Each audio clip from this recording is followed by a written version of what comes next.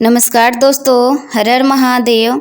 दोस्तों, एक बार देवर्षि नारद यमलोक में यमराज से मिलने के लिए पधारे हैं। देवर्षि को देखकर यमराज भी उनका स्वागत करते हैं और पूछते हैं, हे देवर्षि, आज यमलोक में आने का क्या प्रयोजन है? मैं आपकी किस प्रकार से सहायता कर सकता हूँ? तब देवर्षि नारद कहते हैं, हे धर्मराज, आप तो न्याय के देवता हैं। मनुष्य को उनके पाप और पुण्य कर्मों के आधार पर आप उन्हें स्वर्ग अथवा नर्क में डालते हैं। इसलिए आपको स्वर्ग और नर्क लोक के बारे में सब कुछ पता है। मैं यहाँ पर यह जानने के लिए आया हूँ कि नर्क की वह कौन सी नदी है जिसमें पापी और पुण्य आत्मा एक साथ गिरती हैं। वह नदी कैसी है, उस नदी का क्या नाम है और मृत आत्माएं उस नदी को कैसे पार कर सकती हैं? कृपया आप मुझे इन सभी के बारे में बताने की कृपा करें। फिर यमराज कहने लगे, हे देवर्षि, यमलोक के मार्ग में जो नदी पड़ती है उसे बैतरणी कहा गया है। यह नदी अगाध, दुष्ट और देखने मात्र से ही पापी मनुष्य को महाभयभीत करने वाली है। इस नदी में मांस, रक्त, पीप आदि से युक्त जल बहता रहता है। मांस और कीचड़ के व्याप्त इस नदी से अत्यंत दुर्गंध आने लगती है। इसे पार करना पापी मनुष्य के लिए बहुत कठिन होता है तथा यह नदी भयंकर नुकीले दांतों वाले जीव जंतुओं से व्याप्त है। फिर यमराज देवर्षि नारद को अपने साथ लेकर बैतरणी नदी की ओर प्रस्थान करते हैं। यमराज कहते हैं, देखिए देवर्षि, बैतरणी नदी में पापी आत्माएं यमदूतों के द्वारा गिराई जा रही हैं। पापी मनुष्य इस नदी को देखकर भयभीत हो जाते हैं, थरथर कांपने लगते हैं। जब पापी मनुष्य नदी के तट पर आकर खड़ा हो जाता है तो उसे देखकर वह बैतरणी नदी खौलने लगती है। उसका पानी उबलने लगता है, जिसे देखकर पापी उस नदी में उतरने से डरने लगता है। तब मेरे दूत उस पापी को धक्के मारकर नदी में गिरा देते हैं। उस पापी के नदी में गिरते ही नदी के पात्र में नदी का जल तुरंत खोलने लगता है, जिससे उस पापी को असहनीय वेदना होने लगती है। उसका अंग अंग जलने लगता है। वह जोर जोर से चीखने चिल्लाने लगता है, किंतु किसी को भी उन पर दया नहीं आती।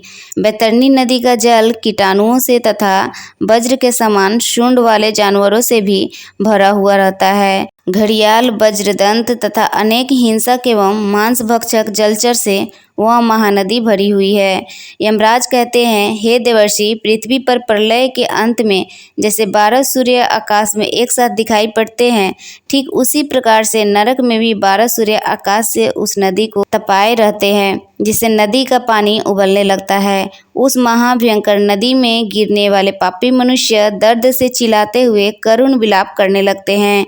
उनके मुख से बार बार अपने परिवार के लोगों का नाम पुकारा जाता है, किंतु उनके मदद के लिए वहां कोई नहीं आता। ऐसे दुष्ट और पापी लोगों की गति ऐसी हो सकती है। वे सभी पापी मनुष्य बैतरणी नदी में इधर उधर भागने लगते हैं। ऊपर से तपते हुए 12 सूर्यों की गर्मी से वे जलने लगते हैं।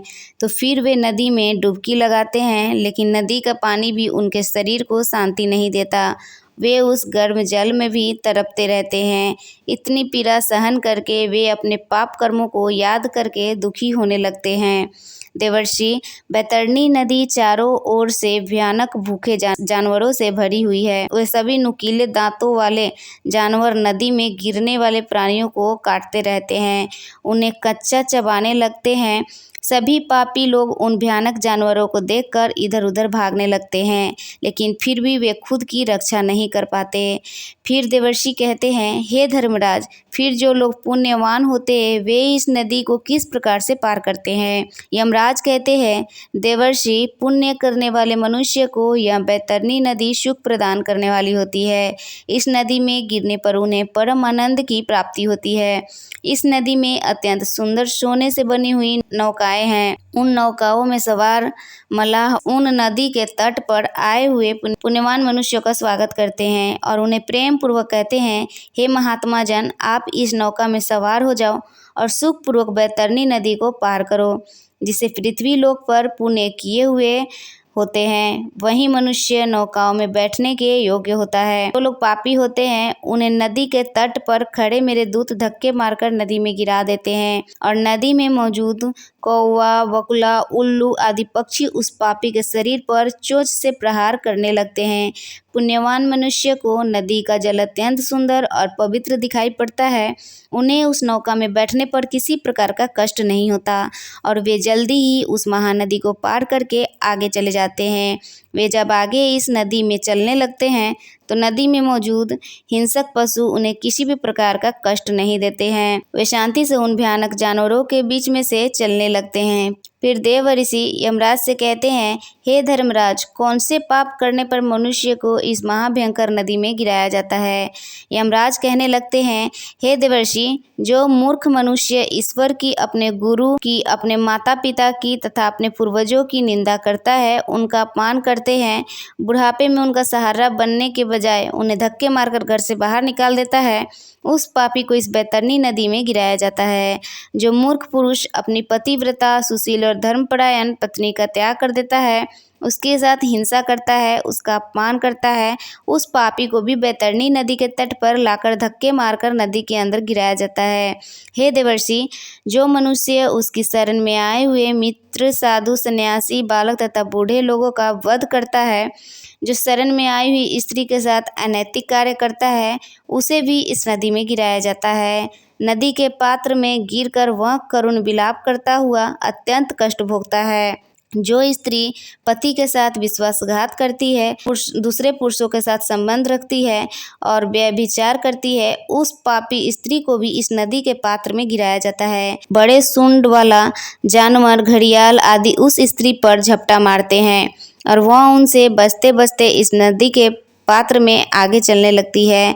जो पापी मनुष्य शांत और कमजोर लोगों को अकारण ही दुख देता है, जो पैसों की हेराफेरी करता है, वह भी इस नदी में गिरता है और घड़ियाल, मगरमच्छ आदि उसका भक्षण करते हैं।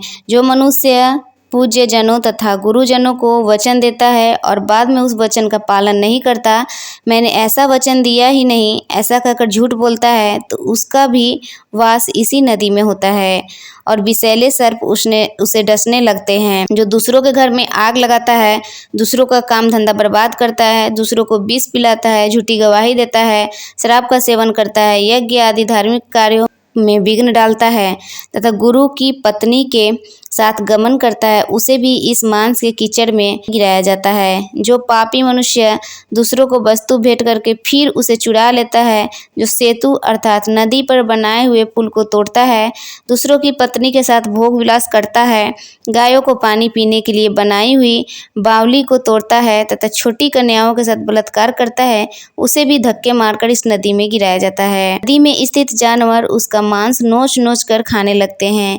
जो भी मनुष्य दान नहीं करता, दान देकर बाद में पश्चाताप करता है, मांस का भक्षण करता है, गायों को मारता है, वह भी इसी नदी में गिरता है। अहंकारी, दूसरों की झूठी प्रशंसा करने वाला, गर्भपात करने वाला भी इसी नदी में गिराया जाता है। इतना सुनकर देवर्षि नारद आश्चर्य से चकित हो जाते हैं और यमराज से कहते हैं, हे धर्मराज, इस महाभयंकर नदी का वर्णन सुनकर तो मेरे रोंगटे खड़े हो गए, किंतु हे धर्मराज, मैंने सुना है कि नरक में एक और नदी भी है जो बहुत ही सुंदर और पवित्र है, कृपया आप उसका भी वर्णन करें। फिर धर्मराज कहते हैं, हे देवर्षि, इस बैतरणी नदी को पार करने के लिए मनुष्य को 17 दिन का समय लगता है और वह 18वें दिन मेरे नगर में पहुंचता है, जिसे यमपुरी कहा जाता है। इस नगर के पास पुष्पभद्रा नाम की नदी प्रवाहित होती है। अब मैं आपको इस नदी का वर्णन सुनाता हूँ। पुष्पभद्रा नाम की जो नदी है, उसका जल अत्यंत शीतल और सौम्य होता है। जब सभी आत्माएं इस नदी के तट पर आती हैं तो वे उसे शुद्ध और पवित्र जल का पान करते हैं और आगे बढ़ते हैं। नदी के चारों ओर अत्यंत सुंदर वृक्ष और फूलों से सजे हुए पौधे होते हैं। पुण्य आत्माओं के ऊपर फूलों की वर्षा होती है और वहाँ पर मौजूद स्वादिष्ट फलों का वे आनंद लेते हैं। उस नदी के तट पर एक अत्यंत सुंदर वट वृक्ष है जहाँ पर सभी आत्माएं विश्राम करती हैं, किंतु यम के दूत पापी आत्माओं को वहाँ पर विश्राम करने नहीं देते, धक्के मारते हुए आगे चलने के लिए कहते हैं। उस प्राणी के पुत्रों के द्वारा जो भी मासिक पिंड दान किया हुआ होता है, उसे वह इस स्थान पर प्राप्त होता है और वह उसे खाकर आगे बढ़ता है। फिर देवर्षि कहते हैं, हे यमराज, बैतरणी नदी के तप से बचने के लिए मनुष्य को कौन से कार्य करने चाहिए। यमराज कहते हैं, हे देवर्षि, मनुष्य यदि इस महातापी नदी को शीघ्रता से पार करना चाहता है तो उसे पृथ्वी लोक पर गाय का दान करना चाहिए। लाल अथवा काले रंग की शुभ लक्षणों वाली गाय का नाम बैतरणी रखना चाहिए और उस गाय का दान करना चाहिए। जो मनुष्य पृथ्वी लोक पर गाय का दान करता है वह यम लोक में गाय की पूंछ पकड़कर बैतरणी नदी को पार कर लेता है।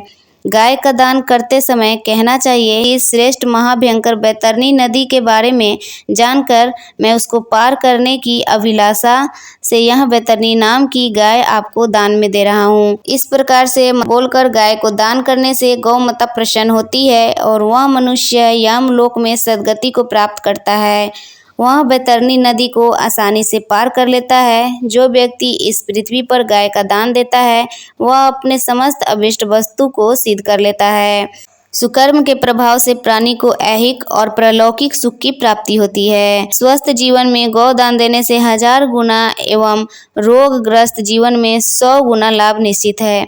मरे हुए प्राणी के कल्याण अर्थ जितना दान दिया जाता है उतना ही उसका पुण्य है। अतः मनुष्य को अपने हाथ से ही दान देना चाहिए। मृत्यु होने के बाद कौन किसके लिए दान देगा? दान धर्म से रहित कृपण पूर्वक जीवन जीने से क्या लाभ?